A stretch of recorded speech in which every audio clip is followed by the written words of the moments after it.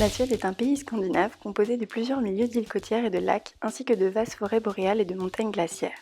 Ses villes principales sont toutes côtières, soit Stockholm, la capitale située à l'est du pays, ainsi que Malmö, au sud-ouest. La Suède possède une faible densité de population sans zone urbaine, 1,5% du territoire, où vivent 87% de la population. Au 28 février 2017, la Suède compte 10 014 873 habitants.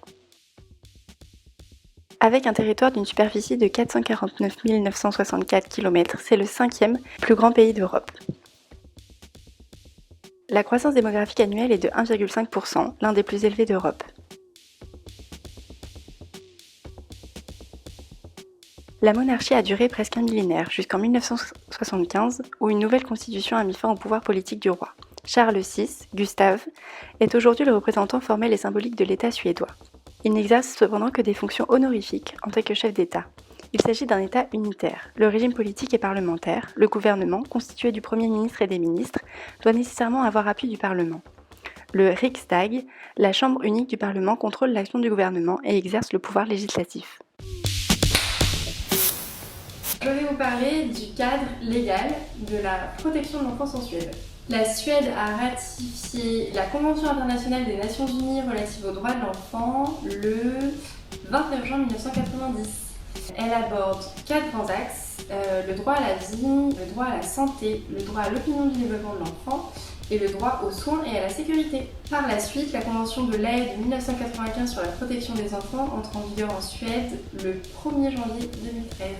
C'est la juridiction spécialisée dans les affaires familiales qui intervient dans la protection des mineurs. Les décisions sont arrêtées par des élus locaux. La protection de l'enfance en Suède appartient au secteur public. Il n'existe aucune ONG ou organisation bénévole servant d'alternative. Toutes personnes travaillant de près ou de loin avec les familles sont approuvées, financées et supervisées par les services sociaux publics. Les comités de protection de l'enfance sont réglementés par la pratique, les normes, les valeurs et les relations de pouvoir au sein du cadre de la protection de l'enfance. Cela s'explique par le fait que les comités de protection de l'enfance dépendent du discours institutionnel. Il existe diverses mesures de protection de l'enfance. On a les cours de parentalité, l'assistance d'un médiateur familial, les consultations ambulatoires ou les placements. C'est la commission sociale et les services municipaux qui décident de ces mesures avec l'accord des parents, sauf cas d'urgence. La décision est soumise par la suite au tribunal administratif dans un délai d'1 semaine. Dans le cas où les parents refusent la décision de la commission, le dossier est présenté directement à la cour administrative. Le tribunal administratif est composé d'un juge professionnel et de 3 juges non professionnels qui sont choisis parmi les supérieurs ordinaires par le conseil municipal après suggestion des partis politiques. Dans le cas où il y a une unanimité parmi les 3 juges amateurs pour placer l'enfant, leur décision prime. Donc le juge professionnel, il est garant du droit mais il n'a pas autorité. Sa décision prime si et seulement si celle-ci est rejointe par les juges amateurs. Elle est largement privilégiée et ça passe par des actions et des dispositifs comme le soutien à la parentalité gratuit, donc dispensé par les services sociaux municipaux.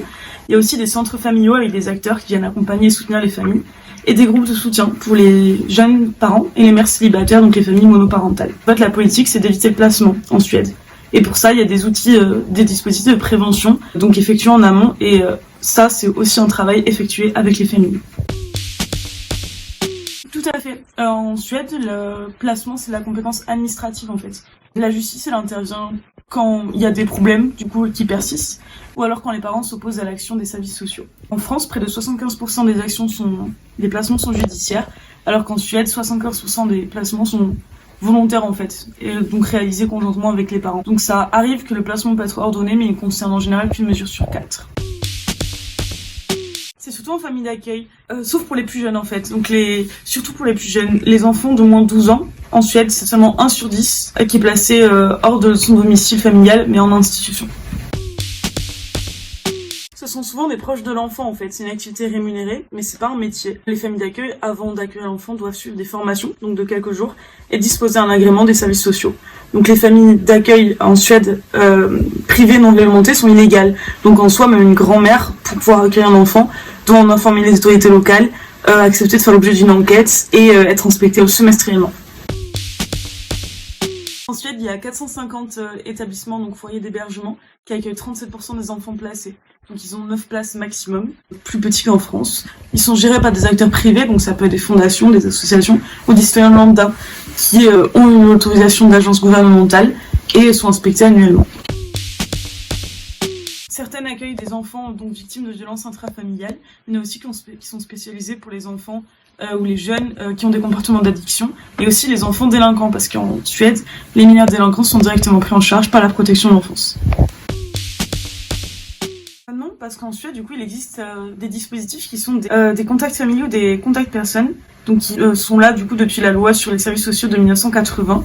Donc c'est des citoyens et des familles volontaires qui vont accueillir des enfants dans le besoin de façon régulière, donc ça peut durer toute l'enfance. Et c'est plus fréquent chez les adolescents, donc ils vont pouvoir en bénéficier pour l'aide aux devoirs, par exemple, ou l'insertion vers la vie autonome, sociale, professionnelle. Et avoir aussi un adulte, donc en dehors de son foyer, avec qui se confier. Les contacts familiaux et les contacts personnes doivent coopérer avec les parents de l'enfant placé. Maintenant, on vous emmène à Malmö, dans le quartier de Rosengård. Malmö, c'est la 3e plus grande ville de Suède, avec 250 000 habitants. La ville est divisée en 4 quartiers, et dans chaque quartier, on retrouve un conseil d'administration d'aide sociale, un bureau d'aide sociale et une organisation pour la protection de l'enfance et la famille. Ce quartier est sorti de terre dans les années 60 et est né du Million Programme, qui visait à bâtir 1 million de logements, dont un tiers d'appartements alloués dans tout le pays. Le projet fut une telle réussite qu'il a généré 6 000 logements en plus du million prévu. Mais les Suédois ont peu à peu déserté les appartements exigus des immeubles de style d'Allemagne de l'Est, alors réinvestis par les populations les plus défavorisées. Rosengård est un quartier connu pour la pauvreté de sa population et la surreprésentation de difficultés sociales. On compte 24 000 habitants, dont une majorité d'habitants immigrés ou descendants d'émigrés. On dénombre plus d'une 50aine de langues différentes. 90% de ces habitants sont nés à l'étranger ou de parents étrangers. Seuls 38% des 24 000 habitants ont accès à l'emploi. Ce quartier est aussi célèbre puisque c'est là qu'est né Zlatan Ibrahimovic. Il existe un bureau des services sociaux répondant à différentes préoccupations et besoins. Une assistante sociale administrative est disponible si vous souhaitez rendre compte de soupçons de maltraitance d'enfants, demander une aide sociale, des prestations complémentaires ou demander de l'aide pour gérer des problèmes de toxicomanie de votre enfant ou par exemple face à la violence d'un époux. Les assistants socio-administratifs, eux, exercent l'autorité publique, c'est-à-dire qu'ils évaluent les besoins, enquêtent sur les conditions de vie au sein du foyer et mettent en œuvre des soins. Si le travailleur social référent estime que l'aide la plus adéquate pour l'enfant ou la famille est d'entrer en contact avec le centre pour enfants et familles, cela s'organise en interne car les deux services appartiennent à la même organisation de services sociaux. Les assistants sociaux du centre sont répartis en 3 équipes de travail. La première, une équipe de travail pour les problèmes sociaux généraux du quartier.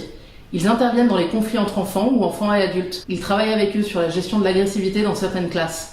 L'équipe collabore avec la police du district et participe aux enquêtes sur les enfants soupçonnés de délits ou d'autres infractions. Dans le cadre de l'enquête, ils rendent visite à la famille et échangent avec les parents au moins une fois. Ensuite, il y a l'équipe pour le recrutement et l'accompagnement des aidants. Leur tâche est de trouver des familles d'accueil et des contacts personnes-familles, ainsi que d'évaluer leur adéquation.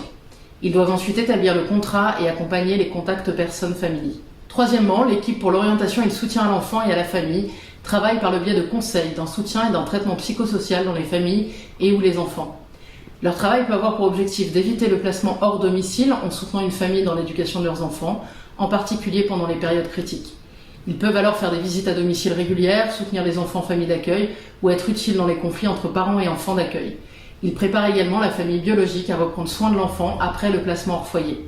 Ils peuvent aussi accompagner le jeune dans l'acquisition de son autonomie. Pour documenter un peu notre dossier, nous avons été confrontés à une limite de ressources. Cependant, il y a des choses intéressantes dans la manière de faire suédoise qu'on voudrait vous partager. La première, c'est la systématisation de la prévention et de la médiation.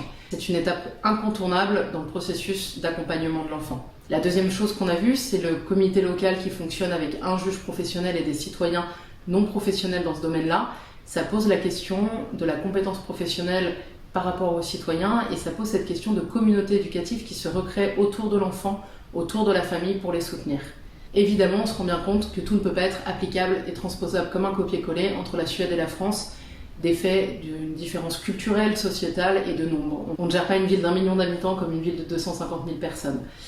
L'autre question qui s'est posée à nous, c'est en ayant peu accès à de la documentation référencée et sourcée, on a peu de recul et d'évaluation sur la réalité de ce qui s'y passe. L'organisation en interne qu'on a vue dans le quartier de Rosengård, on a du mal à savoir comment ça se passe réellement, si c'est vraiment facilitant d'avoir une organisation interne qui englobe tout, ou si, comme en France, il serait nécessaire d'avoir un peu plus de tiers dans la relation éducative pour avoir un pendant et répondant de chaque côté. Alors avant de vous inviter en voyage scolaire en Suède, on voudrait aussi vous partager une de nos réflexions, c'est que souvent on a l'impression d'être dans des systèmes parfois défaillants, parfois incompréhensibles, dans lesquels ça fait pas beaucoup de sens pour nous. On se rend compte avec le modèle suédois qu'une grande partie du fonctionnement est enracinée par un biais historique et culturel, et quand on le remonte, ça permet de décomposer une méthodologie qui parfois nous échappe.